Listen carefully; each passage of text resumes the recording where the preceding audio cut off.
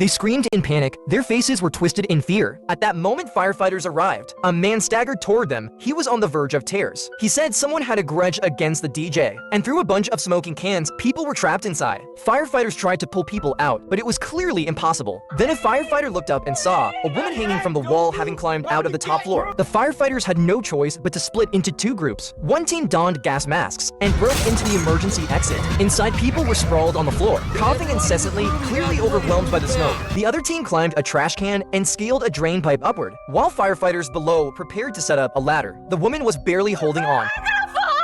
Ladder's almost here, just hang on. Kelly finally reached her, stretching out his hand and telling her to grab it. But in the next second, the woman swung in midair like she was on a swing. She was so terrified she burst into tears. Just then the team below carefully pushed the ladder closer. The woman was finally rescued. Meanwhile, the other firefighters rushed toward the first floor, clearing away scattered individuals as they went. They rescued the trapped people one by one. Then on the ground, they discovered the culprit, a can of pepper spray. After an hour of intense work, the firefighters, exhausted, completed this absurd mission.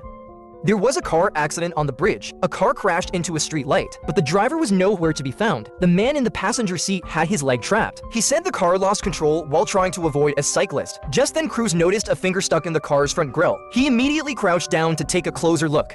I found the biker! When Cruz reached out to check, he found the man was already dead. The priority now was to rescue the man in the passenger seat and find the missing driver. Meanwhile, on the same bridge, a man was staring at the lake below. Rookie Mills saw this and quickly ran toward him. Hey, please, don't jump. It turned out he was the driver, scared of taking responsibility and considering an extreme way out. But Mills told him, No, he's alert and stable. Movement through his extremities. His eyes showed he didn't believe a word Mills said. The man insisted he saw the person under the car get crushed. Mills explained that what you see isn't always true. The person was only temporarily unconscious. At that moment, Chief Bowden and Lieutenant Casey arrived. Mills said, if you don't believe me, you can ask them if the man is still alive. Broken right femur, couple broken ribs. Apart from that, he's gonna be fine. Promise me you're not lying. Mills swore he wasn't lying. Finally, the man believed him and was rescued by the team.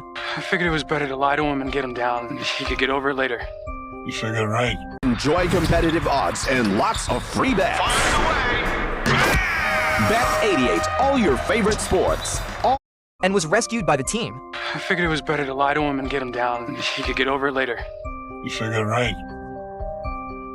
Even experienced firefighters couldn't believe it. Accelerant sprayed out of the fire sprinkler system. Sparks flew everywhere, almost wiping out the entire fire crew. Just moments ago, a fire broke out in an abandoned building. The firefighters on the scene were not in a hurry to extinguish the flames. It turned out the building was scheduled for demolition in a week. As long as the fire didn't spread, there was no need to risk the firefighters' lives. However, Jack, who was on patrol, noticed a pile of empty bottles by the wall. He immediately realized there was a high chance homeless people were inside. Yeah, let it burn. We got civilians inside. Just then, two kids emerged from a corner. Firefighter Andy quickly ran to assist, but the girl said there were 5 more kids inside. Without waiting, she turned and ran back into the building. Without much time to think, Andy had no choice but to follow her. Led by the girl, they quickly found the trapped kids. At the same time, the fire suddenly intensified. Blocking the way they had entered, Andy quickly called for backup. That's when the firefighters outside realized there was no water in the fire hydrant. In this critical situation, they had to use fire extinguishers to provide support. Suddenly, Andy noticed the sprinkler system on the roof. The sprinkler system